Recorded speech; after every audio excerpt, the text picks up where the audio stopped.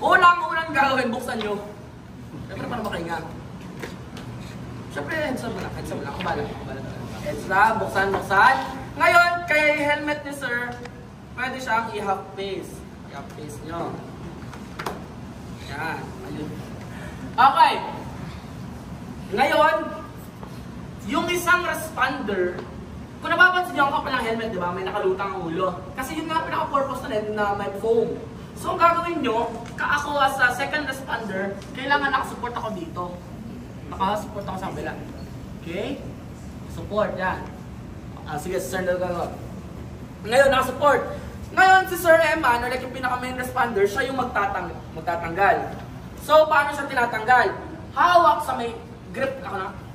Parang bilis. Okay. Grip. Hawak dito. Kung napapansin nyo, meron itong hollow space. Kasi syempre foam yan. Bukan nyo. Tapos, up, down, up, down, up. Yan. Kung napapansin nyo, hindi nilalapag ni sir yung ulo ng patient. Kasi dyan napapasok sa singular. Sige sir, pasok na. Dito ako sabi lang. Ngayon, di ba? Kung napapansin nyo, kaya yun ang purpose ni Sir Francis na nakaganon siya. Hindi babaldog yun. Hindi babaldog yung ulo ng patient sa head. So, ipapasok na ni Sir Eman. Then, same na siya sa process kanina. Okay, ganun lang. Yun lang gusto ma-emphasize. Ang pinaka-key point doon, kailangan may nakasupport sa ulo. Tapos, ang movement, pag nagtatanggal, regardless kung naaangat yan or hindi, ganun pa rin. Okay? Kaya kailangan meron kang coordination ng isang responder para kada angat mo, sumasabay din yung ulo.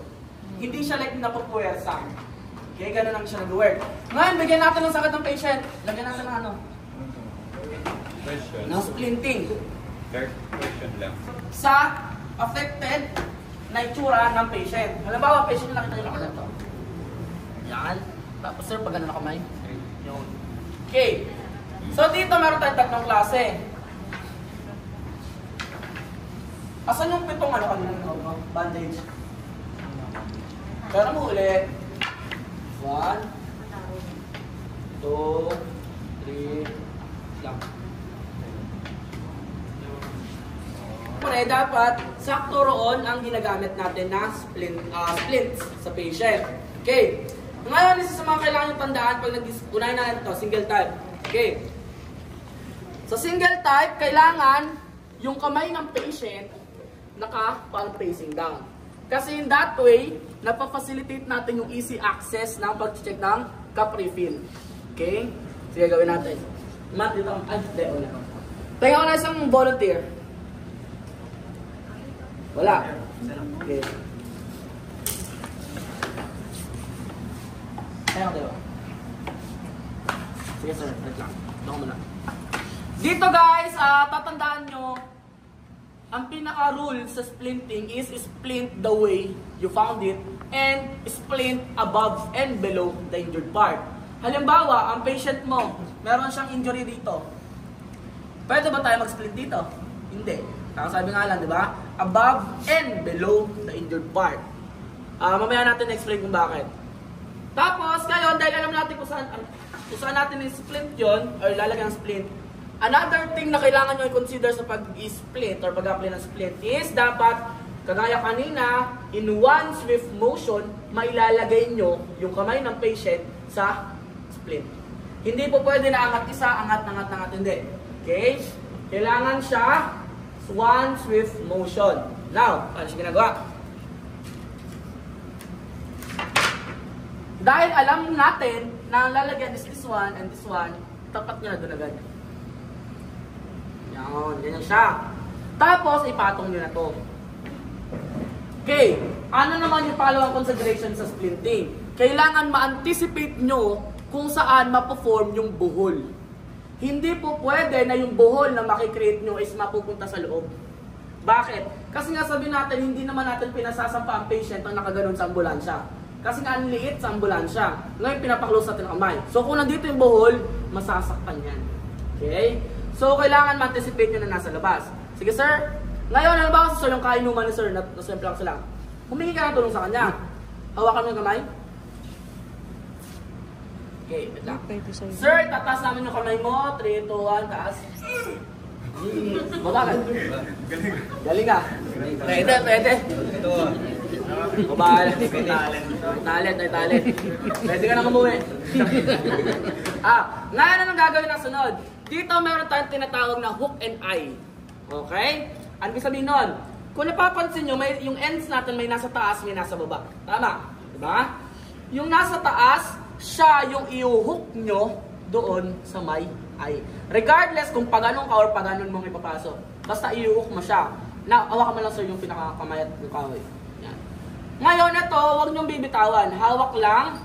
Pero ang pinaka magbibigay ng higpit is yung nasa baba. Okay? Siya. Then, square knot.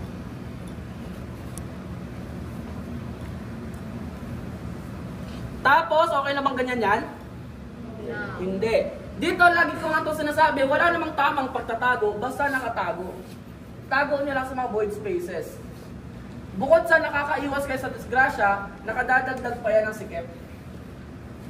Okay, ganyan lang. O, di ba? Secure na yan. Tali mo dito kabila, sir.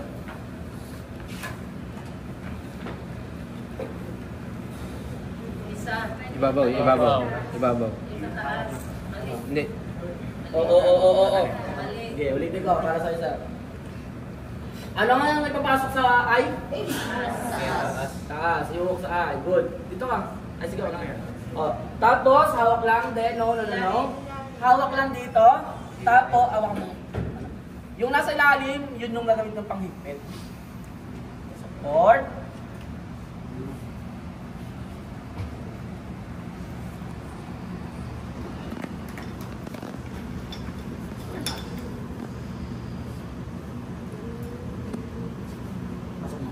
Yan.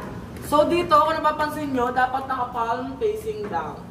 Para kapag nag-check kayo ng circulation ng patient, madali lang. Okay? Ganun siya. Ito na ho, yung tinatawag nating single type.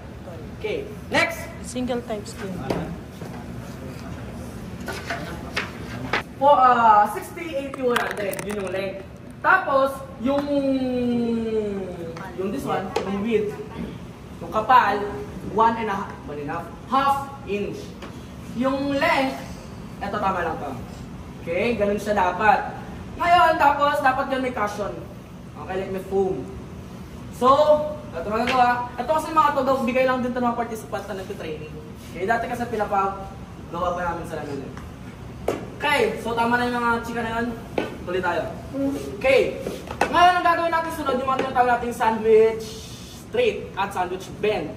From the name itself, alam na natin kung ano din yung straight, ano yung bend. So, dalawa, di ba? So, ngayon, ito, basic preview lang, no? Ang pinaka-magiging tsura nga sila ito. Ganyan magiging tsura niya.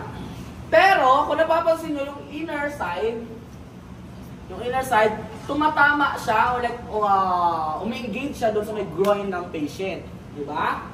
So, ano mangyari? May risk na masaktan o masugatan ng patient. Lalo kapag sa actual scenario kasi di ba hindi naman tayo araw-araw may batutang dala. So, ang mangyari kung ano lang makita natin sa labas, yun lang yung gagamitin. Eh, paano kung mayroon mga spike? May mga pangat na kahoy. So, ganyan siya. So, ang gagawin nyo, kailangan gagawa kayo ng cushion. Ano ba? Sa paggawa ng cushion, narrow cravat, yun na lang man yun, ano? Yung busog. Okay. Sa paggawa ng cushion, narrow cravat, tapos patong nyo into half. Yan. Then, figure 4. Ito, figure 4, then ubusin nyo. Ikot lang ng ikot. Then, kabilang side. Ikot. Then square knot. Dito. Saan sila mag-limit?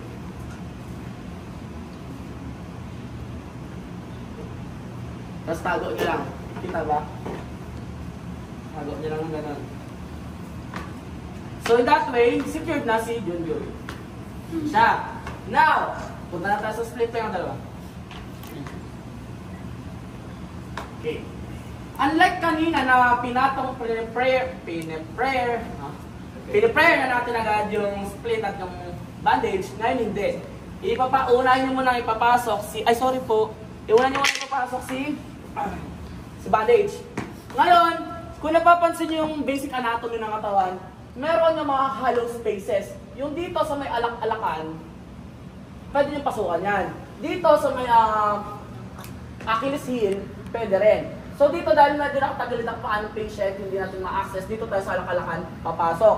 Paano siya ginagawa? Kagaya kanina, dapat ma-anticipate nyo kung saan makikreate yung buhol. Pasok, angat. Halimbawa, nandito yung dislocation sa mismong kneecap. Tapos, ganoon din dito, pasok, tapos, slide. Ganyan siya. So, may access na tayo. May bandage na tayo.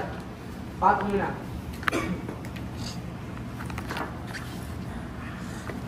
Okay, another key point, basic anatomy. Kapag naglalagay kayo ng splint, ang pinaka-standard dapat niyan, yung pinaka-taas is naka-anchor sa joint. Dahil lower extremity ang patient, ang affected sa patient, ang anchor niyan dito sa may pelvis. Diba? Pelvic bone. Diba? Ang ball ng socket. Yan siya. Now, another thing, kung napapansin nyo yung paa ng patient, katagid. Hindi nyo po pwede lang pag-splint nakaganyan. Bakit? Kasi kapag sa daan, nakaganyan yan, ay di mauga. Uga. So kahit anong higpit na pagkakatalo nyo sa simula, pag mag-uga yan, mawala rin kwenta. So ngayon pa lang, ayusin nyo na. Sir, straight lang muna yung paa mo. Naging lolo eh. Pero tama yung acting niya. Masasaktan at masasaktan talaga ng patient. Pero itong gusto kong matutunan nyo, no? Pag nagre-responde kayo, masasaktan at masasaktan talaga ng patient regardless kung anong gagawin nyo. So, saktan nyo yung patient, beneficially.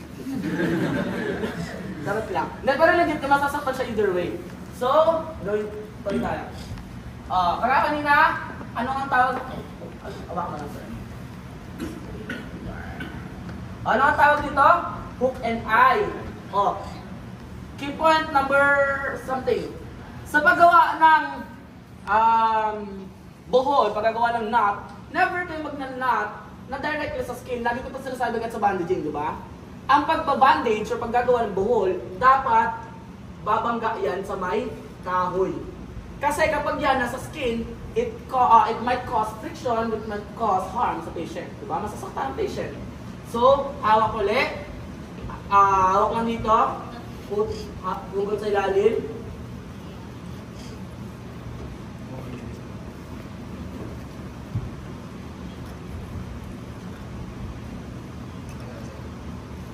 Yan. Tapos, tago nyo lang yung mga ends. Gawin mo dito.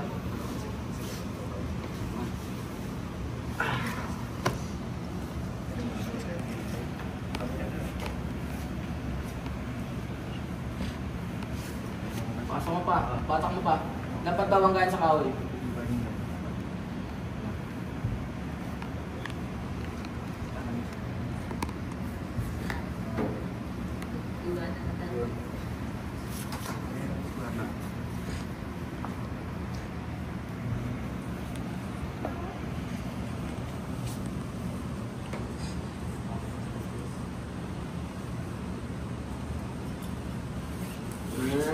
Okay, nice.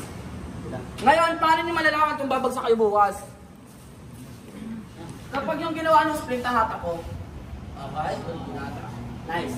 Siya. Eto na yung tinatawag natin sandwich straight. Ngayon, gawa naman tayo ng sandwich bend.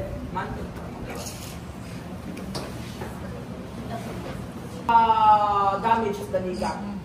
Ganyan ito siya. Pero pag ang damage is the shin, is one. Pag ganun, susundan mo siya. Okay, pag kneecap, ganito. Pag shin, ganito. Ganyan. Nakapatong sa paka. Diba sabi ko nga ang joint. Kailangan may joint. Okay, ganyan siya. O, diba, kneecap lang, ganyan. Okay, gawin naman. Okay. Para naman, sandwich bend, marami nagkakamali kasi ang ginagawa nila wood to wood, like split to split ganito. No. Lagi yung tatandaan, lagi yung sasama yung paa ng patient o lagi yung parte ng katawan nila. Yan o. Okay, tapos ganun pa rin. Yung nasa taas. Pasok.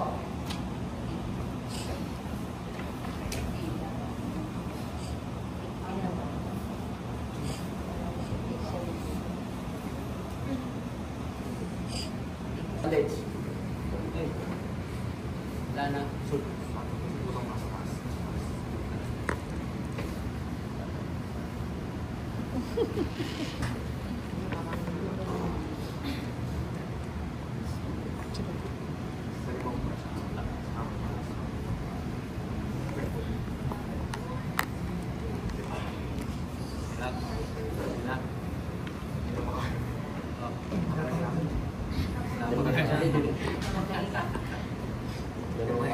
Oo, dalawa yan.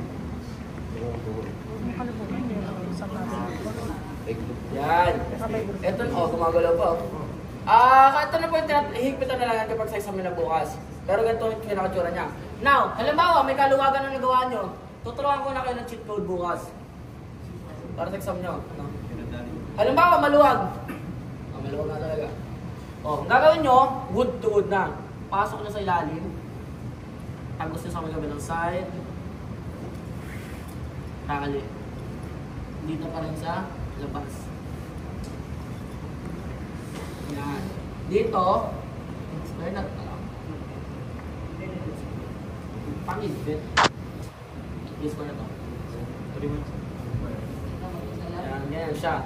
Kasi bukas, sabi ko sa inyo, ang pinaka mababawasan ko ng score kapag nahata yung gawa nyo. Ibig sabihin nun, maluwag kasi. Okay, di ba? Ang pinaka-purpose ko ng splinting is to immobilize. Diba? Yan. So, ganyan lang ho natin ginagawa yung 3 types of splinting. Okay. Questions?